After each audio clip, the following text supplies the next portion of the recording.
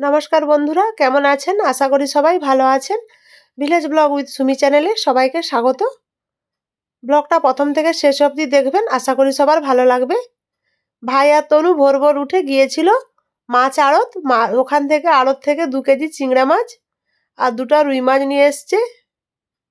আজ আমাদের বাড়িতে একটা অনুষ্ঠান হবে, ফ্যামিলি গেট টুগেদার। পাড়ার বাচ্চাদেরও ডেকেছি, ছোট বেটু বাড়ি এসছে, সেই উপলক্ষে খাওয়া দাওয়া হবে। 2 কেজি চিংড়া নিয়ে এসছে। চিংড়া মাছের সাইজগুলোও খুব সুন্দর, বড় বড় বেশ। 48 পিস আছে, গন্তি করেছিলাম, খুব স্ট্যান্ডার্ড সাইজ। এবার অতগুলো চিংড়া মাছ তো বাঁচতে হবে। 45 জন মতো খাওয়া দাওয়া করবে দুপুরবেলা। 2 বাবার বাড়ি, 2 দিদি বাড়ি, 2 জায়ের সবাই আসবে। আজকেই ছোট বেটু বাড়ি চলে যাবে, বাড়ি নয়, মামা বাড়ি চলে যাবে। চলুন সব চিংড়া মাছগুলো বেছে নেই। ওরা যখন মাছ আনতে যায় তখন 5টা বাজে, অন্ধকার ছিল, মানে তখনও আকাশ পরিষ্কার হয়নি। ওরা গিয়ে আড়ত থেকে মাছ নিয়ে আসছে। মাছ নিয়ে যখন আসে তখন 6:30 বেজে গেছে। 6:30টার সময় উঠে আমি মাছ বাছতে বসে গেছি। চিংড়া মাছগুলো খুব জ্যান্ত, আড়ত থেকে নিয়ে এসছে তো।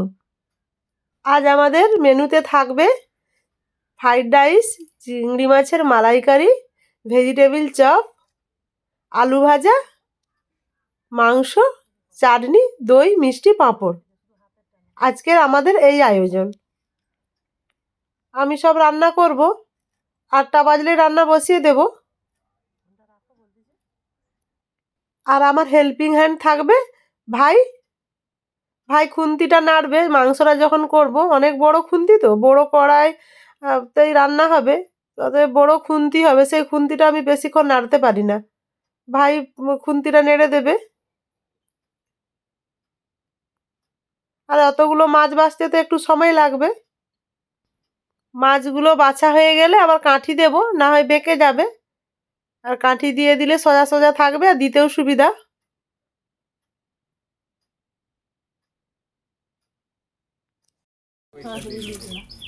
মানে যে 100 হলেও হবে আর 50 হলেও হবে, মানে ওটা লেখার সাথে সাথে আমরা ওটা করে এবার কথাবার্তা ওই যে বলে গেলাম।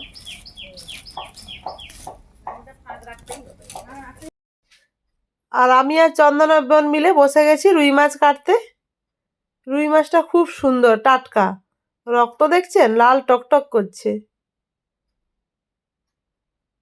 এইসব কাটাকুটি ধোয়াধুয়ি করে রান্না বসাতে হবে তাড়াতাড়ি। অনেকগুলো আইটেম আছে তো, নাহলে দেরি হয়ে যাবে খেতে দিতে। আর চন্দনা বোন সবসময় হেল্প করেই যাচ্ছে।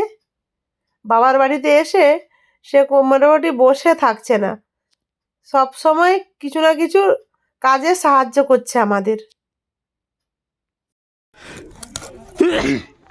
ওই আমার গায়ে হাঁটছে, দেখো আমার যদি হাঁচি হয় না তোকে আমি নিয়ে যাবো মুরগ হ্যাঁ, ওকে নিয়ে যাবার সেবা করতে। সেবা করতে। হ্যাঁ, মাছটা দারুণ, খুব সুন্দর মাছ। আমি ভেজিটেবিল চপটা করতে বসে গেছি। এখন দেখি তনুর দিদি আসলো, ভাই আনতে গিয়েছিল পেলাগড়িয়া, ওখান থেকে নিয়ে আসলো। আমি কালকেই মশলাটা করে রেখে দিয়েছিলাম ঠান্ডা করতে রাত্রেবেলা। ওই এখন সেপ দিচ্ছি।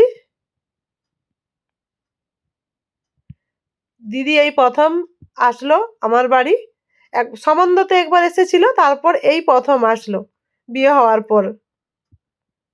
আমার যা আসার পর এই প্রথম আসলো। অনেকগুলো ভেজিটেবিল করতে হবে। চলুন সবগুলো তৈরি করে নেই।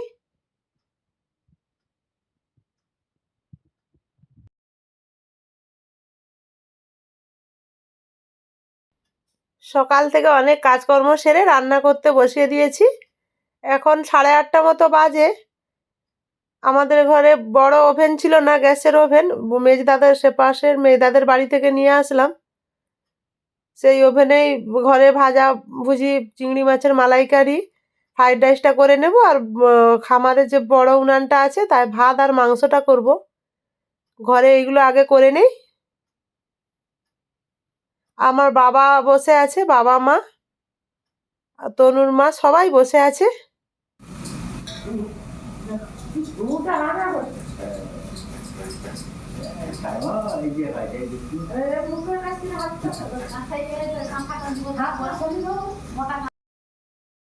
আমি আগে আলু ভেজে নিয়েছি, আলু ভাজার পর ফ্রাইড রাইসের যা কিছু সবজি ছিল ভেজে নিয়ে চাটনি করে নিয়েছি। তারপর চিংড়ি মাছের মালাইকারিটা করছি।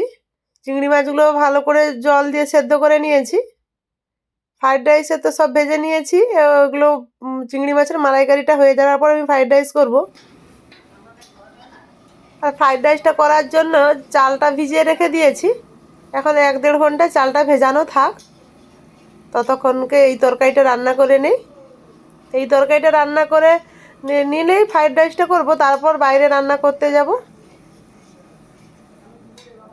আমার বাবা একসময় খুব ভালো রান্না করতেন, 500 লোকের রান্না করে দিতেন।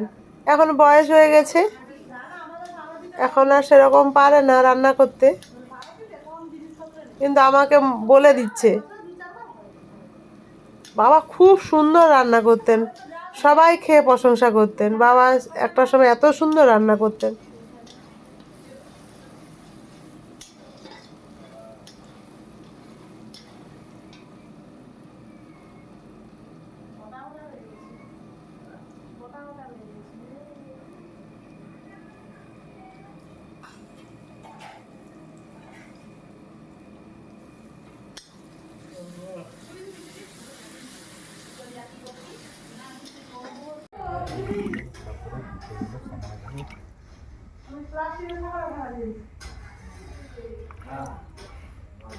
ব্রয়লার হলে তাড়াতাড়ি ধোয়া হয়ে যায়।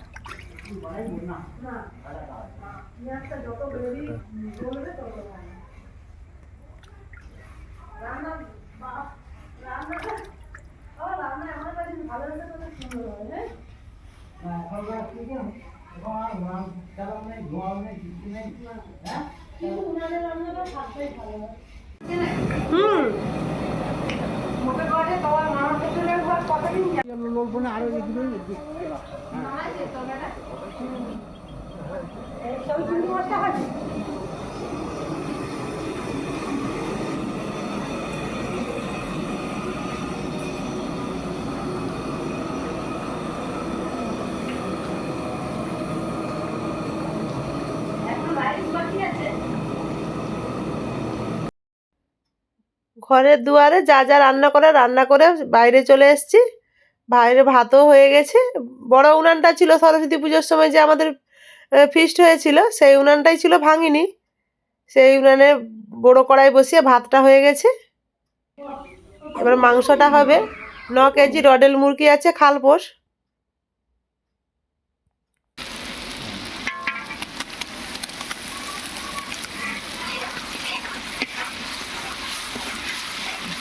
দিতে হবে মনে হয় পুরোটা, লাগবে না?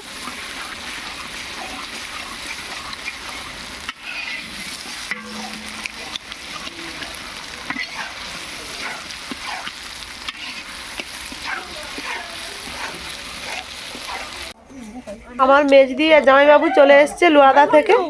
আর দিদি আসার সময় লোয়াদা শুঁটি নিয়ে এসছে, আর ওখানে শুঁটি ভাজা খেতে দারুণ লাগে।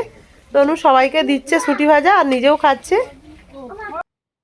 মশলাটা ভালো করে ভাজা হয়ে গেছে, এবারে মাংসটা কড়াইতে তুলে দেব। আমার একটু হাত কেটে গেছে, তাই এখানে একটু একটু করে তুলছি। ভাইকে বললাম, ভাই তুমি আসো, তুমি দিয়ে দাও কড়াইতে, আমার অসুবিধা হচ্ছে দিতে। ভাই বললো আচ্ছা তুমি ছেড়ে দাও, আমি দিয়ে দিচ্ছি। অনেকটাই মাংস।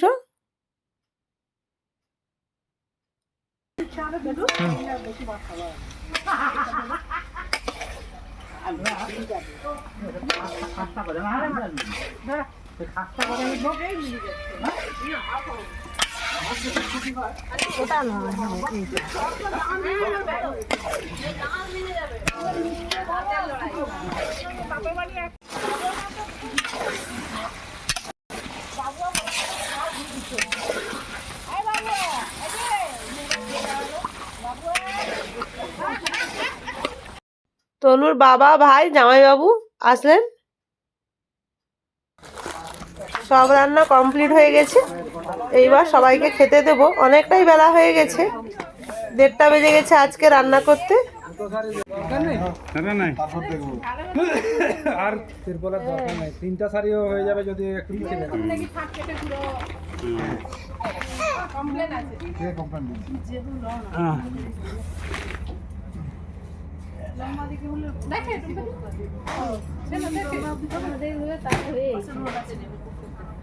না, তাহলে বেটা বাপকে চিনলে কি করে?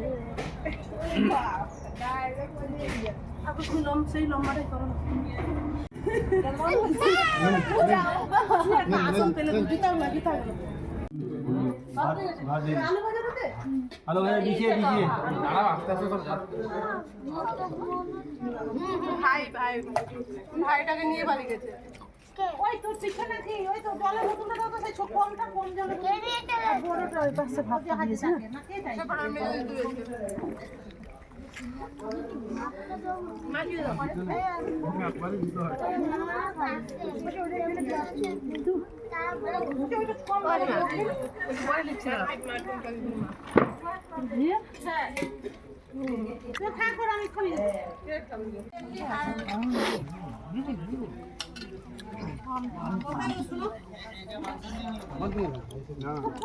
দেবো না।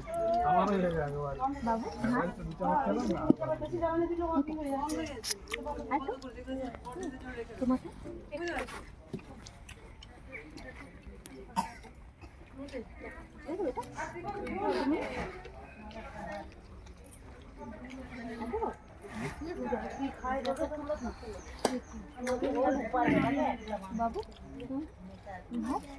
রান্না করতে যেহেতু একটু দেরি হয়ে গিয়েছিল, তাই খেতে সবার খুব জোর খিদে লেগে গিয়েছিল, তাই বাইরে সবাই বসে গেছে।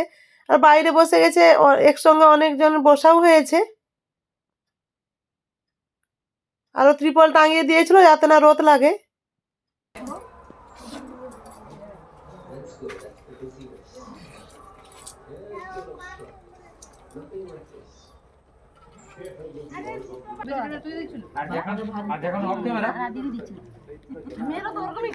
ক্যামেরার সামনে এরকম কতজন ঢুকালো তোমার?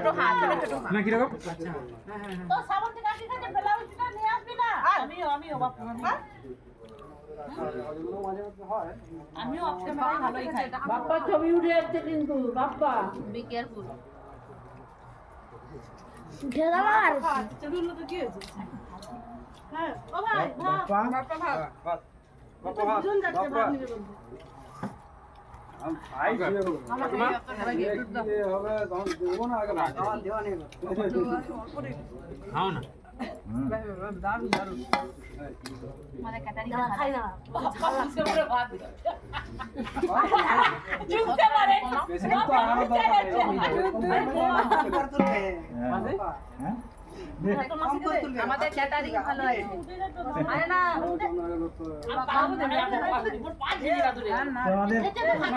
ক্যাটারিংটা ভালো আছে বলছে, ক্যাটারিং এর এমন এই সমস্ত লোক গুছিয়ে দিয়ে আমার বড় দিদি আর বড় দিদির ছেলে এই আসলো, আর মেজো দিদির ছেলেও আছে। মেজো দিদির ছেলে গাড়িটা চালিয়ে আনছে। বড় দিদির ছেলেকে ডাক্তার দেখানো ছিল, ওর শরীরটা খুব একটা ভালো নেই। ডাক্তার দেখিয়ে ওরা এই আসলো। এই যে সেই ছেলে, আমার লালুর ছেলে, দেখছেন আমার ছোট বেটুর জোড়া। ওরা এসছে অনেকটাই দেরি করে, এখন প্রায় 3:30 মতো বাজে। ওরা খেতে বসেছে। আমার বড় দিদির ছেলে আর মেজো দিদির ছেলে, দু ছেলে দুধারে। এই সাদা গেঞ্জি পরা মেজো দিদির বড় ছেলে, আর ওই পাশে জামা পরা আমার বড় দিদির ছেলে। ওদের খাওয়া দাওয়া হয়ে গেলেই সবাই চলে যাবে, আর ছোট বেটুও চলে যাবে। তাই খুব মন খারাপ। ছোট বেটু যা হোক 8 দিন ছিল বাড়িতে, আবার চলে আসবে। ওর ইঞ্জেকশন আছে সামনে, তাই চলে যাবে। ইঞ্জেকশনটা হয়ে গেলে আবার বাড়ি আসবে। যাই হোক কটা দিন খুব ঘরটা ভরাট ছিল, এবং ঘরটা আবার ফাঁকা হয়ে যাবে। আর বন্ধুরা, আপনারা ভিডিওটা দেখবেন প্রথম থেকে শেষ পর্যন্ত।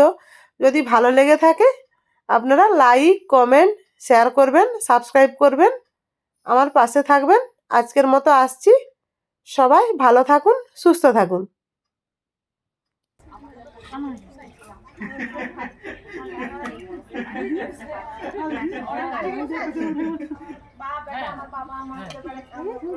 কে গো নাতি বাবু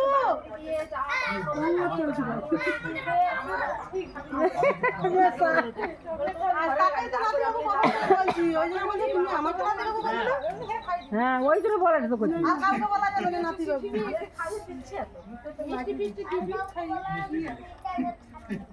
কাউকে বললে আমার পিঠে ছাল দিবে